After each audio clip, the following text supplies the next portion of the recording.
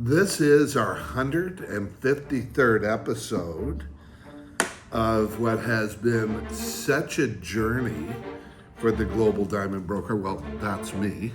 And anybody who knows me knows I'm a bit of a diamond in the rough. So you're not going to have me in suits and ties like the retail guys do. I mean, really, with my prices, I can't afford them. Yeah, it's a time in the history of the diamond industry where, look, they call me the GOAT for a reason, and it's because I've been at every single level of this industry, from opening national jewelry store chains, all the way from, being mentored by some of the greats in the diamond industry. Uncle Eddie Greisbert, former De Beers site dealer. I mean, Argyle, the mine where I was brought out as the authorized partner, and I would, fly into Perth and sit in those rooms where I would be taught at the mine how to look at color. Eddie Alsace, the king of colored diamonds, although I think it's me. Eddie was amazing to me when I had my office in Antwerp, Belgium, where, it was the center of the diamond universe for 450 years. And Eddie would take me and teach me about color. The man was a brilliant teacher, as was Edward Greisbert. And so here we are today. There was never mention of lab-grown diamonds, and I shouldn't say that because they were being used in those days. De Beers got into the industry in 1954. And today, this episode is about the wars that are taking place in the diamond industry. Always ask who you're speaking to. Always ask their background. Who are they? Where they come from? What do they know about what they're talking about? Because the diamond industry, by and large, is a bullshit industry. Hate to say it, but it's like when kids have gone into the jewelry stores, and look, I love my industry. I'm not here saying things that are out of turn. I love my industry. My industry, I started to write down, some of the countries it's taken to me over the years. This morning when I woke up and was writing notes about the podcast today. China, northern China, Dalian, dealing with multimillionaires. And, one of the things I say, and billionaires, is that I don't care if you invest or you want to buy a diamond for 500 or 5,000 or 50,000 or 5 million. I get them all. Know who you're dealing with. Know their background. Know their, those 4 C's I developed in 1993 of competence and credibility and cost equaling value and competence, credibility, cost, and commitment. What do you get besides a diamond? What's your time to fix things if things go wrong? Anyway, if anybody ever would have told me I would be here today at episode 153, I would have gone, no way in the whole freaking world. But here I am. And I don't use cue cards. I don't have what a lot of the top podcasters have. I'm a bit of a diamond in the rough, according to Ish Entertainment, who flew a camera crew up here and followed me around to do a reality show where we're going to be posting that trailer soon. We got lots coming. It's an interesting time in the diamond industry. Diamond wars.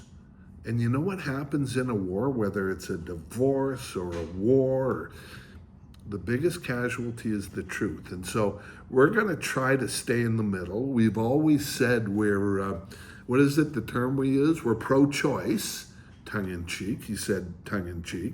We're pro-choice. So whether you want a mine diamond or a lab-grown diamond, but I can tell you this, and here's a big one this week that is very small in the news and is a prediction that I made that would happen in the diamond industry. I'm going to talk today about Martin Rappaport and Marty being a little less than forthright. Like, these guys don't have a solution, but where was I going there? I was going to go down the road of mine versus lab grown, and De Beers, the iconic, legendary, massive company that started all of this, that's respectfully, although it's a highly regarded British company, has been lying to the public for a very long time. They're lying now. I expect to get more letters from more companies who will want to sue me for what I'm doing here, because it's just the truth. Okay, it's just the truth. And by the way, I got a letter recently from a very big mining company, not the mine itself, who is threatening me. Go ahead, threaten me. The truth is the truth. I'm good to go. I love Candace, and I love what she's doing with the transgender situation of the French leader. I mean, this is crazy crap. And, we live in a crazy world, and we live in a world that's dominated by messages that, as you know, especially more than ever now, are not accurate. So let's talk about some falsehoods today. Let's talk about the war in the diamond industry. Let's talk about the mine diamond versus the laboratory grown diamonds, and let's talk about the benefits to you. Knowledge is the first one, and so where do I start? Well, I always like to start with this one. Financially, a white engagement diamond was never, is not, that comes out of the ground, probably worse than ever to recover any money, because the pawn shops where most diamonds for generations have turned up, because nobody wants a used diamond. Nobody wants a secondhand stone. It's not like owning a car where there's a used marketplace, a secondary marketplace. It's not there. And because the paradigm is so complex about what happens in a relationship, I mean, they're not out there going, oh my God, it never turned out to be a financial investment. But I've asked several times. I asked the jewelers who tell this myth, this misrepresentation, this lie, to provide me with some names of people I can talk to who got engaged. The engagement didn't work out, or the marriage didn't work out. I mean, what kind of planning is that? Talk about planning to fail. And it doesn't work out, and they were able to liquidate their diamond for real money and provide me the proof. I mean, it's kind of like Candace and and what's going on in France. Like, it seems to me it would be easy to prove, but nobody proves it. And you have this multi-billion-dollar corporation who's, I don't even know if they're worth $1 billion anymore. They're dropping so fast in value, out pushing this narrative more than ever, because they don't know what to do about laboratory-grown diamonds, so they go, I may as well lie. And so I believe that can be the only agenda, these big marketing companies telling lies. By the way, coming to you from the beautiful, very beautiful Marriott Pinnacle Hotel in downtown Vancouver, Canada. Behind me is one of the most beautiful in the world. It's our office. We ship all over the world, from everywhere from the Middle East to countries I've never even heard of. You guys have decided to use the Global Diamond Broker as a way to own diamonds. Anyway, so that's where we're at. It's a war. And like every single war, whether it was Iraq or any others, you think about them all. The biggest casualty is the truth. So I know the truth. I know what's going on. I have contacts all the way from De Beers, right through to Rio Tinto, right through to all of them. Okay, so we're going to talk about some truths today. And the one I love the most these days is I see Marty Rappaport.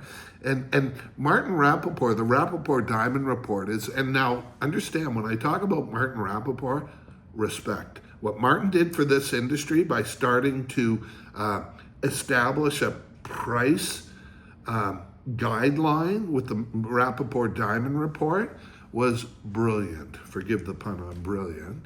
And look, he did an incredible job with it. The industry rose up against him because why would they want you to have price transparency? Ask us about price transparency and we'll show you exactly what things cost and should cost.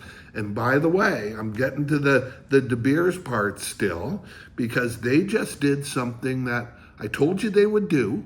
And everybody said, no, they're not going to do it. And they're trying to hide it in the news. And they're trying to use euphemisms to describe the fact that they're out there underselling the market.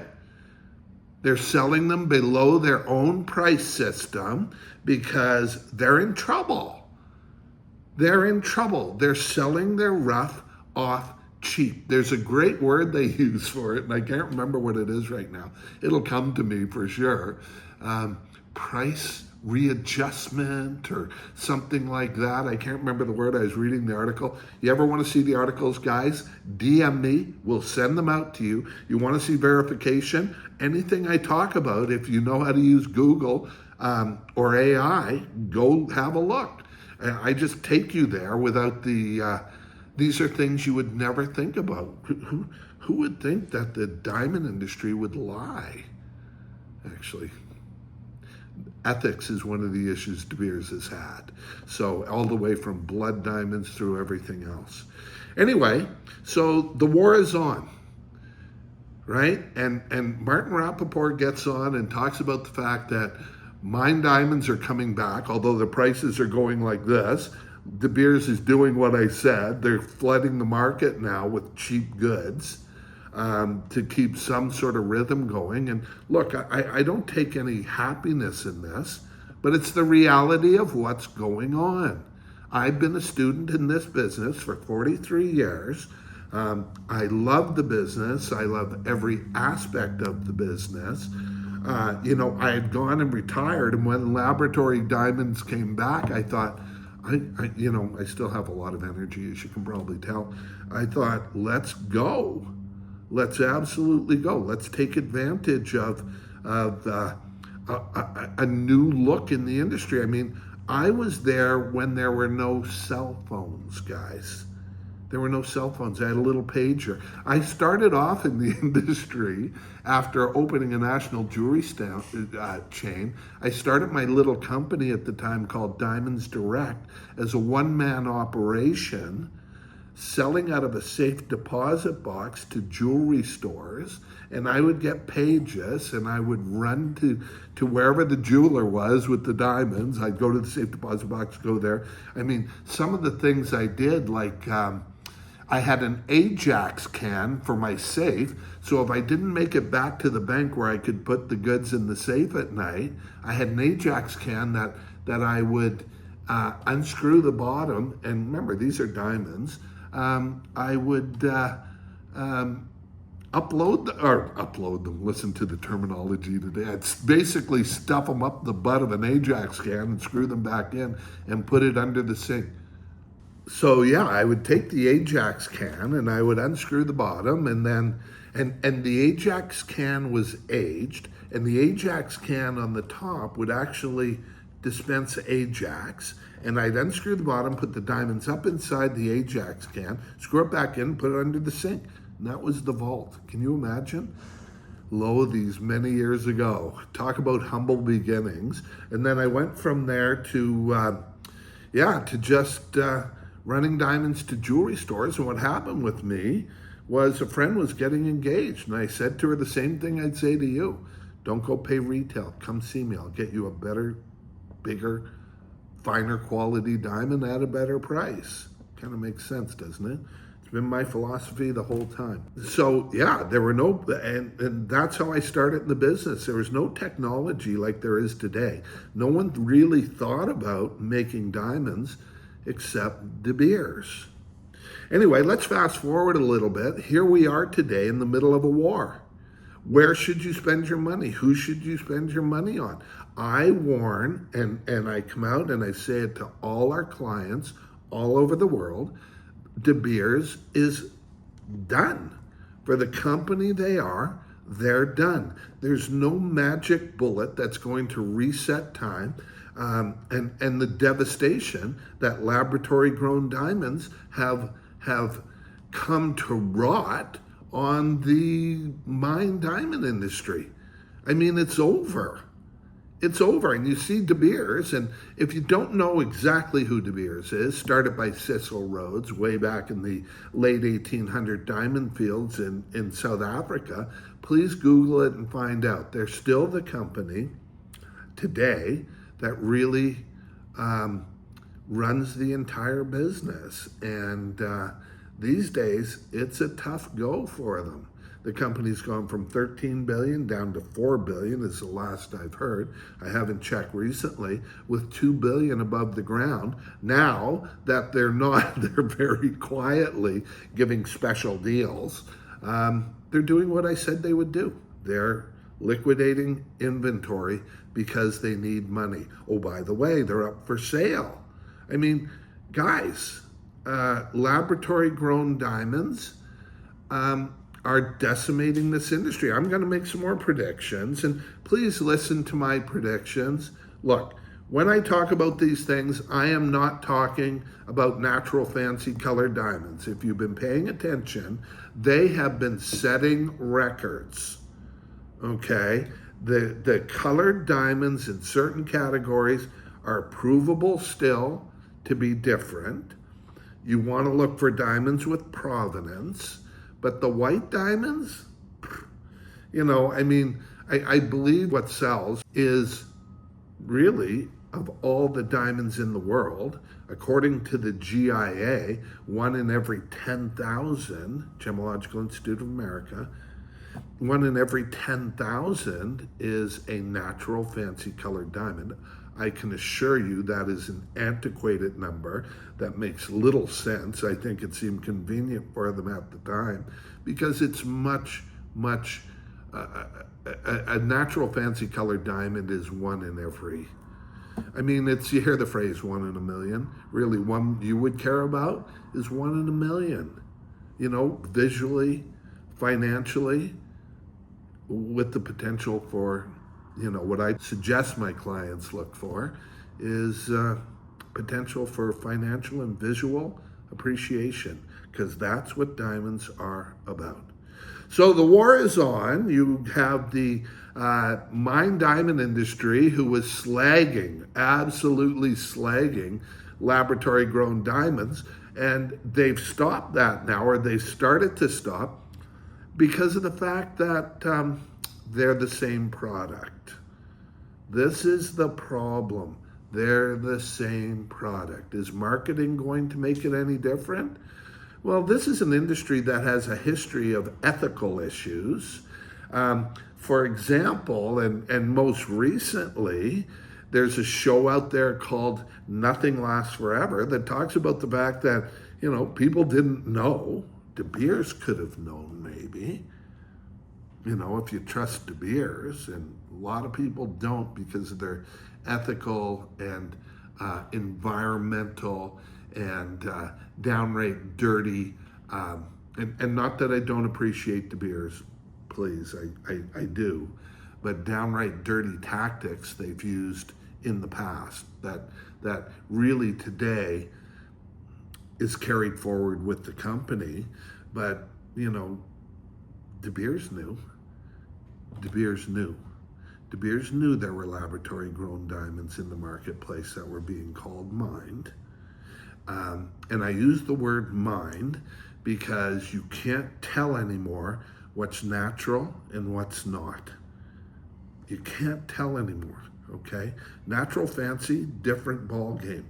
But I can tell you this about the mine diamond industry, in the white industry, no one can tell the difference in the finer qualities, in the quality that you should be wearing, because they need inclusions to do it, because everything else is the same. I brokered a very rare D flawless. It had a letter from the GIA saying it was absent of nitrogen. This is the perfect diamond. It's 4-carat diamond. This is a couple years ago that I brokered this to a client of mine in Asia, And with full expectations, I made the recommendation that he not get it. Okay, like I got to be honest, to wait for the prices to drop. And here we are today where, that $500,000 US stone in those days is worth a lot less. Anyway, we're episode 153. I want you to know that you're not just going to have to face me here. You're going to have to face me for a while as I go after these things, because if people want to send me letters, send them at your own peril. I've got the truth on my side. Go ahead. I don't want to say go ahead, but look, the fact is that the facts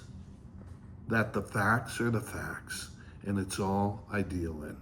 And so I want to share a couple other things this week. I don't know if many of you know, but I've received a couple of medals very quietly from the royal family, the British royal family, for philanthropy. The Duke of Kent medal is one of them. We give a great deal away.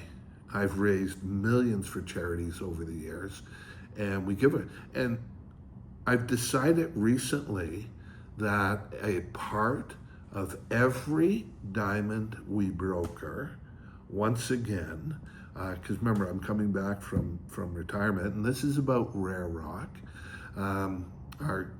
What I believe is the only way a person should own a diamond from the public is a portion's going to go to, so far today, the Breast Cancer Foundation. We've all been affected by it, I believe, cancer of some form, but certainly breast cancer and how it affects the moms and the sisters and the daughters all over the world. Today, for personal reasons, is of profound importance to me. And so you're going to see more about that, and I'm going to be encouraging, and I'm going to be sponsoring, and I'm going to be giving access to us all to like if you buy a diamond from us, the part's going to charity. I always think about them calling me the diamond in the rough. I don't really care what other people think. My gift of the diamond industry to spend my life here has been absolutely amazing. I've had the opportunity to, work with the greatest charities in the world and make the world a better place. So if you want to wonder about the ethics of our company, the ethics of the product that we research very closely to make sure it's, for lack of a better word, it's clean, that's us. That's what we do, and we're going to be doing a lot more of it. I want to thank you all as we've moved forward. When I came back, like I said, to the industry, I never could have imagined that the Global Diamond Broker would have 550 posts and one of the longest running podcasts in the industry. And, I've watched podcasts. It was fun to begin with. It's still going to be a lot of fun. We have some amazing guests lined up coming.